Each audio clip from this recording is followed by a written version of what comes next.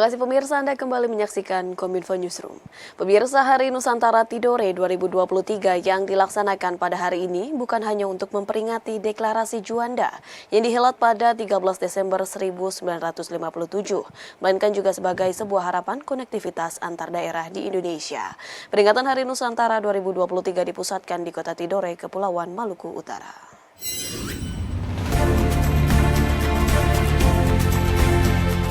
Peringatan Hari Nusantara 2023 dengan tema Merajut Konektivitas Nusantara dan Ekonomi Maritim dari Titik Nol Jalur Rempah dilaksanakan di Kota Tidore, Kepulauan Maluku Utara pada tanggal 10 hingga 12 Desember 2023. Kementerian Perhubungan yang ditunjuk oleh Menko Marves sebagai Ketua Pelaksana Penyelenggara Hari Nusantara 2023 mengundang para UMKM serta artis lokal dan ibu kota yang akan memeriahkan peringatan Hari Nusantara. Menteri Perhubungan Republik Indonesia Budi Karya Sumadi dalam sambutannya mengatakan bahwa peringatan ini sebagai momentum untuk mengingat deklarasi Juanda yang telah memperjuangkan konsep NKRI. Hari Nusantara juga merupakan momentum Indonesia untuk membangun konektivitas antar provinsi dan antar kota kabupaten, membangun sinergi baik dari sektor pariwisata hingga budaya di Indonesia agar dapat meningkatkan dan membangun perekonomian bangsa. Untuk itu ia berharap Pulau Tidore yang menjadi tuan rumah tahun ini dapat didorong menjadi salah satu kawasan strategis pariwisata nasional. Kemudian sebagai dukungan suksesnya kegiatan ini, Kemenhub menyiapkan sejumlah sarana dan prasarana transportasi. Di antaranya menyediakan 30 unit bus ukuran mikro di Tidore dan Ternate selama pelaksanaan kegiatan. Dengan adanya momen Hari Nusantara menjadi semangat baru bagi masyarakat, terutama masyarakat Indonesia bagian timur yang selalu menjadi concern dari Bapak Presiden Jokowi. Sebagai negara yang memiliki keragaman budaya, kekayaan maritim yang perlu kita syukuri bersama. Sesuai dengan instruksi dari Bapak Presiden bahwa Indonesia harus membangun dari pinggiran melalui peningkatan peran dan daya saing daerah.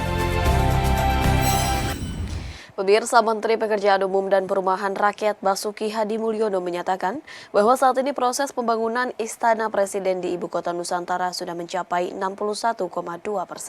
Ia pun meyakinkan bahwa desain bangunan istana dan kantor presiden di IKN seluruhnya menggunakan produk dalam negeri.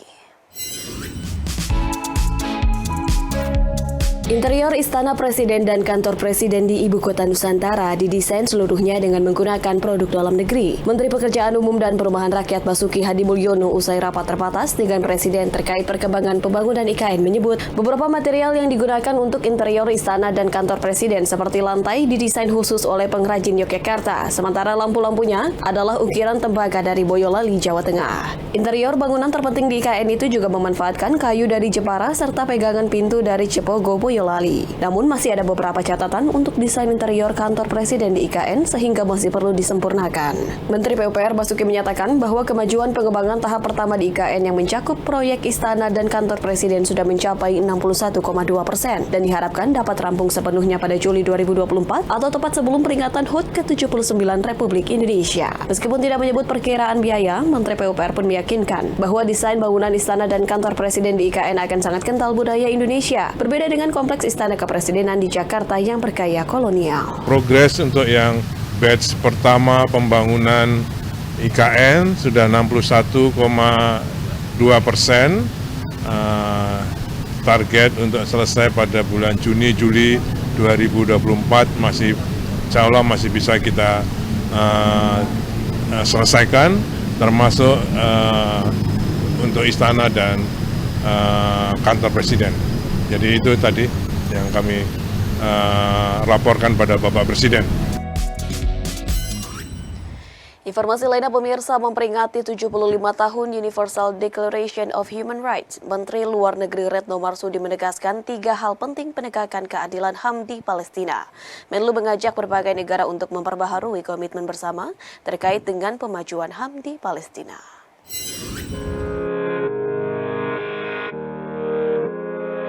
Menteri Luar Negeri Retno Marsudi terpilih menjadi panelis dalam pertemuan meja bundar peringatan 75 tahun Universal Declaration of Human Rights. Dalam pertemuan tersebut, Menlu menekankan 3 hal penting yang harus menjadi perhatian komunitas internasional terkait kondisi di Palestina. Menlu mengajak negara-negara untuk mau memperbaharui komitmen bersama terkait perkembangan HAM di Palestina. Menlu menegaskan pembela HAM tidak boleh tinggal diam dan berhenti memperjuangkan keadilan dan kemanusiaan bagi masyarakat Palestina. bahwa pada saat kita memperingati 75 tahun Deklarasi Universal HAM, kita justru menyaksikan pelanggaran HAM berat yang terjadi di Palestina, khususnya di Gaza. Tindakan Israel yang membunuh masyarakat sipil, merusak rumah sakit, tempat ibadah, dan kamp pengungsi, serta memberangus hak-hak dasar Palestina bukanlah sebuah self-defense. Tindakan ini tidak dapat dibenarkan dan jelas melanggar hukum humaniter internasional. Karenanya saya menekankan 3 hal penting yang perlu menjadi perhatian dan perlu dilakukan oleh komunitas internasional. Pertama, saya mengajak negara-negara memperbarui komitmen bersama terkait pemajuan HAM. Saya tegaskan bahwa siapapun yang berkomitmen menjadi pembela HAM tidak boleh diam dan tidak boleh berhenti untuk terus memperjuangkan keadilan dan kemanusiaan bagi Palestina. Di sisi lain, Menlu juga menyampaikan kekecewaan Indonesia atas gagalnya Dewan Keamanan PBB dalam mengesahkan resolusi Humanitarian Ceasefire. Batalnya resolusi Humanitarian Ceasefire dinilai Menlu sebagai kegagalan sistem multilateral yang sudah usang. Menlu juga mengajak negara lain untuk menolak penerapan standar ganda dalam penegakan HAM. Standar ganda menjadi masalah terbesar dalam penerapan HAM.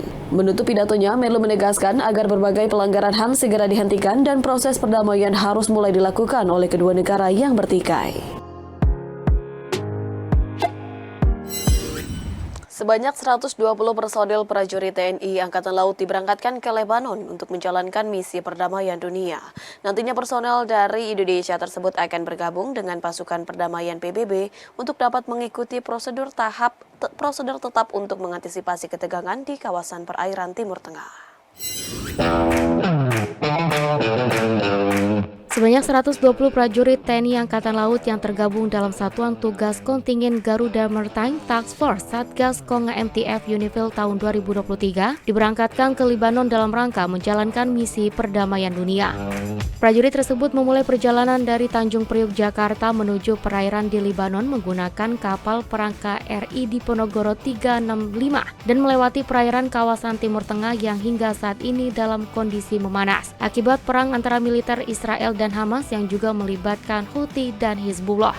Konflik Israel dan Palestina yang terjadi tentunya akan mempengaruhi stabilitas keamanan di perairan Lebanon, baik secara langsung maupun tidak langsung. Oleh karena itu, pasukan yang terdiri dari perwira, bintara, dan tamtama tersebut akan bertugas sebagai pasukan perdamaian di Lebanon. Satgas Kontingen Garuda MTF merupakan salah satu unit tugas dalam pasukan perdamaian PBB di Lebanon yang seluruhnya terdiri atas prajurit TNI Angkatan Laut yang bertugas memelihara perdamaian di sepanjang perbatasan Lebanon dan Israel bersama satuan tugas lainnya. Adapun tugas yang diemban oleh prajurit dari Satgas MTF Unifil yakni melakukan patroli di perairan sepanjang perbatasan, mencegah masuknya senjata secara ilegal dan menggelar pelatihan untuk prajurit Angkatan Laut Lebanon. Hingga 26 Oktober 2023, sebanyak 1.229 prajurit TNI telah tergabung dalam Satgas Unifil. Pemirsa, usai jeda kami akan kembali dengan dialog hadapi pemilu 2024 KASN, serukan gerakan ASN Pilih Netral. Sesaat lagi tetaplah di Kominfo Newsroom.